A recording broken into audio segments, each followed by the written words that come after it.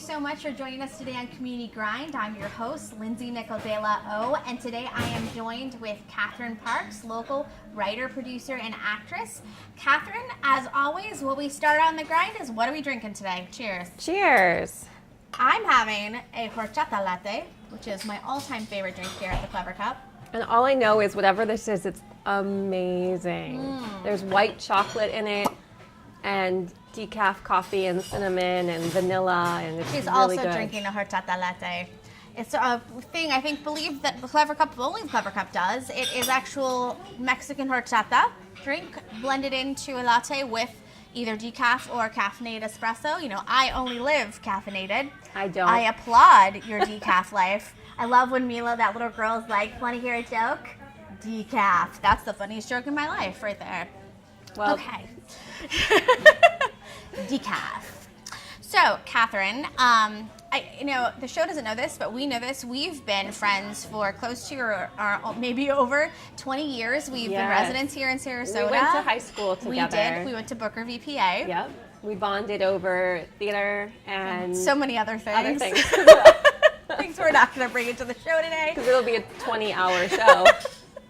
But I have to share, I'm really, really excited because, you and I went to theater school together, and you've continued to pursue theater throughout your entire life and in your career, but most recently you have completed your first film. So tell us a little bit about that. Yeah, it's been a whirlwind of an experience, and it's called 50 Words, and I started writing it about 2 years ago. Yeah. It's a short film, a romantic comedy, and it's about this theatrical leading lady. Her name is Lily Green. And she searches for love by writing her bio in the program as a personal ad, seeking her perfect match from the audience each night. So I love this idea because it's both self-deprecating and completely self-consumed, because Match.com is not good enough for Lily Green. She has to publish it in a bio of her theatrical performances. Well, I was talking to a dear friend of mine, Jolie, and she was getting married, and she met her husband, James, online through a dating site.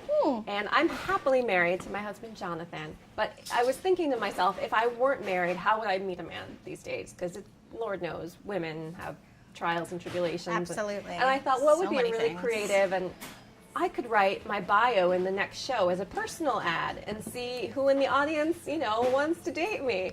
And I was like, it made me giggle a little, and I thought, that would be a great idea for a screenplay. I agree with you. I think it kind of sets you up, it tees up the show to have a lot of kind of comedic pitfalls in the failures of thinking this is a great idea, and then all the people you're going to meet. What could go wrong? Everything could go wrong. Exactly.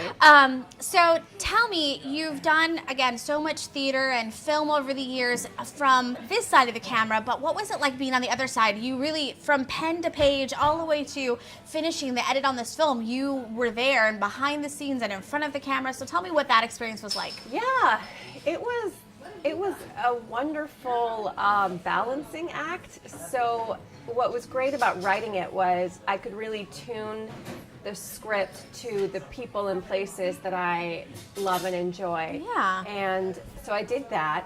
And then, being behind the camera and helping to cast it, there's a lot of logistics that have to be handled. I didn't know that making a movie was basically writing emails.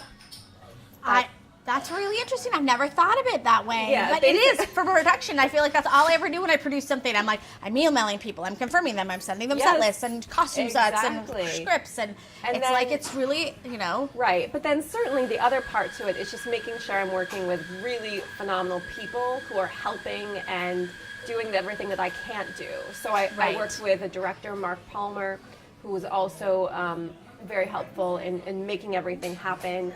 Jamie Lee Buttram was an associate producer, and she really helped me. And there was a whole host. Danita Shazer was our assistant director, and there was a whole host of people. My mother, who My mother helps me with everything from, Sharon's there. She was there for me to bounce script ideas off of, to like, Mom, this is too much. I can't do it anymore. Exactly, to moral support. Moral support. And there were so many people that were so helpful that helped me to make it all happen. Well, that's wonderful. Yeah. That kind of tees us up into my next thought was, we have a wonderful film commission here, and we have the wonderful film festival, but how flexible did you think the businesses really were in kind of saying, yes, we're gonna let you in after hours and shoot in these places and do that, that's a lot for a business to do that work. So how flexible were the places that kind of let you kind of be on location? Businesses were pretty great. And first of all, film largely in Sarasota is still a novelty. So many places do not have, regularly people knocking on their door saying, I want to shoot something here. So I think that creates some sort of excitement and willingness to be involved. And then also, I did write the script with places in mind that I already had relationships with. For example, I've done many shows at the Players Theater, so I knew in my heart I wanted to set it there, and they were wonderful and opened up the theater to me. I filmed some scenes at the Clever Cup, which we are in right now, and they were wonderful to work with. She says that now. No, they were. And we did some things at Florida Studio Theater Improv, their stage there, the Bound Lab. Yeah. And also the Starlight Room, which also was incredible. And the main thing is figuring out when can we shoot that doesn't interrupt business. So there was a lot of late night filming and then early morning filming. So it's just making sure that what you do doesn't get in the way of business. And then for the most part, everyone was really wonderful. I feel like a couple years ago when I was working with a film project in town, that was really the name of the game, was late night filming. We had to film on nights that stores weren't open, and we had to film at times when parks were free, and that was a big deal. It was like a lot of times shoots were happening at 3 and 4 in the morning because that's when we had to shoot. So it is the name of the game, but it's wonderful to see so many great businesses come together and support a project like this, because it is a local project, and I really do feel like when I've gone back and watched it, from someone who lives in the area, I identified those places, and it made the connection richer for me in experiencing the film. Yes. So, that kind of leads us into, when can the public see 50 Words? When is it going to be up and available? And it's been a project the last 2 years for you. You've seen it millions of times, but when can the rest of us share in it? Well, I'm excited that I'll be sharing it with some of the cast and crew in February, and then we're hoping the public will get to see it. We're submitting it to many film festivals locally, and God willing, maybe it'll get in the Sarasota Film Festival. If you're watching. And we'll have lots of people come, and it'll be great. We'll sell lots of tickets. Lots of tickets.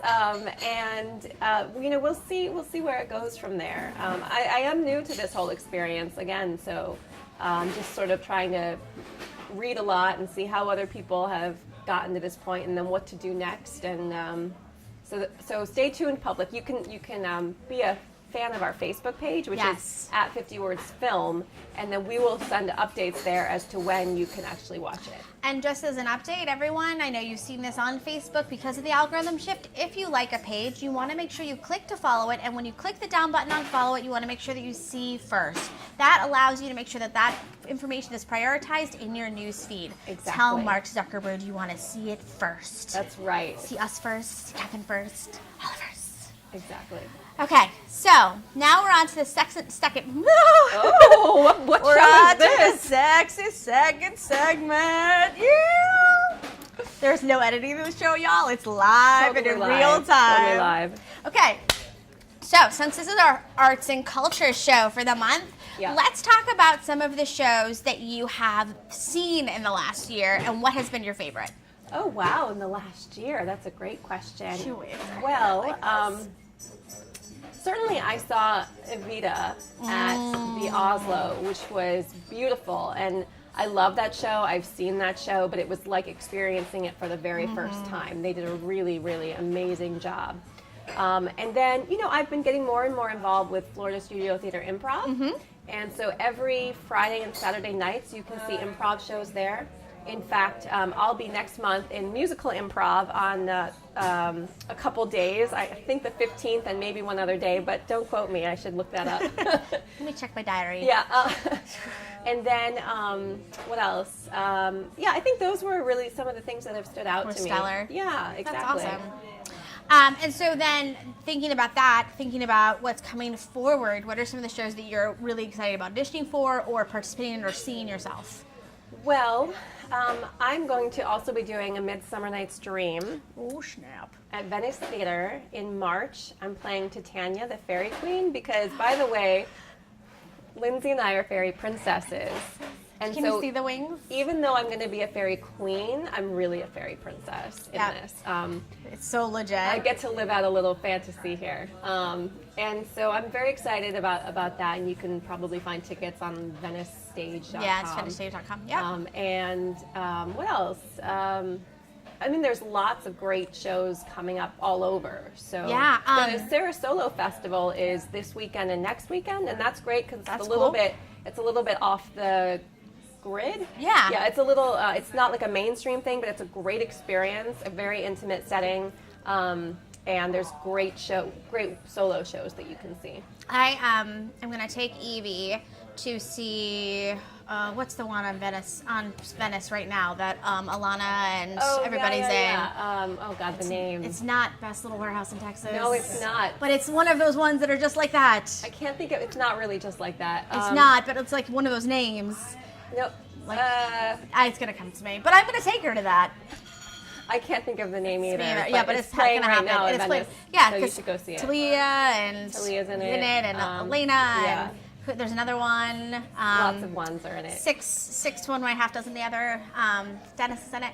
Okay, so I'm excited about that, and then I'm excited. For me, I haven't been on stage for the last 2 years because I had a baby, and now she's a beautiful toddler who thinks that she's Groot from Guardians of the Galaxy. And but I'm ready. I'm eager to get back on stage, and I think I'm really excited about the final season they're going to do at the Players in the original stage before they move out to Lakewood Ranch. Yeah. So let's just be clear, Jeffreykin, when you're watching this, Annie Oakley is right here. Is this happening? Right there, yeah. That's on my bucket list. I'm gonna make it onto your bucket list. Did you see Manatee season next year? It was very exciting. Oh my gosh, they're doing Newsies. Yeah, they are. Whoa. They are doing Mary Poppins. Oh, shut the front door. They are doing. Those are the only two I remember. They're Cabaret. They're doing Cabaret, which I've already done. Yeah, but I would do again anytime. And Anne of Green Gables, which I know nothing about. I mean, I know it's a book, but I guess it's now a musical as well. I'm in. I'll take my kids to that. I watch all the Anne of Green Gables. Okay, so to wrap that up there, what's your favorite? We ask this every week. What's your favorite locals only location that you really like? This is the place that I go to, that it's a secret gem for me. Well, I guess what I really enjoy, I put my screenplay there. I really enjoy going to the Starlight Room because it is a place where everybody knows your name. Bam, bam, bam, bam. And it's really supportive of the arts, and you can get a great meal or a drink and just enjoy. You always run into people you know. I mean, no doubt. I've never been there once and not known anybody. So I love the Starlight. Yeah. I agree. And I liked it when it was the Broadway bar before, but I love what they've done with it, and the fact that they've just maintained that theater culture, which I think was really important about keeping that place alive, was maintaining that theater culture. And they've done a great job with that. So I love the place. Okay. So guys, this is my favorite time of the show. We're going to do the speed round. I have no idea what's going to happen. She did not see these questions in advance. All right. This is speed round. You have to say this as fast as possible. Okay. I will ask a question. You have very little time to answer. Okay. First question. Luke or Han Solo? Han Solo. All right. Do you ever post inspirational quotes on social media? I don't. I don't have the time. No, I don't. We're judging you. If Voldemort offered you a hug, would you accept? Absolutely not. But the Dark Lord needs some love. I would kill him and then hug him. Okay. You would hug his dead that's gross. Body? I would hug him as an excuse to use my wand and expecto Patronum? No, not well, that wouldn't hurt me. But what's Avada Kedavra? Oh, wow. I would Avada Kedavra his weird nosy I mean, face. if we were thinking about this theoretically, if we're saying that Harry is part Voldemort and then I could hug Harry and Voldemort at the same time, hands up, I'd make it happen. I don't think that's helping our speed round. Okay, shut up. Okay, stale Sour Patch Kids or fresh circus peanuts? Sour Patch. Oh, I would have gone with Peanuts give me migraines. Okay, yeah, And I like go with the Sour Sour Patch Patch. Kids. Ugh. Okay, what's your ideal outside temperature? 75. All right. Sorry, that How would you rate your karaoke skills on a scale of 1 to Mariah Carey? I would call myself someone in the middle. I'm sorry, who's in the middle She's of that? an arts and culture people. I don't know, I'm Miranda scared- Lambert? I'm scared of Gwen Stefani? karaoke. Oh my God. I am, because the pressure to like sound like that person gets me too much. I know, don't take me to karaoke. Judging. If the toilet paper roll is really, really low but not completely out, do you replace it or leave it for someone else? I replace it. Unless it's wasteful. If there's enough left to keep it there, I won't. She's a humanitarian, people. I am. How many cups of coffee do you drink a day? Well, sometimes I'll have 1 cup of decaf.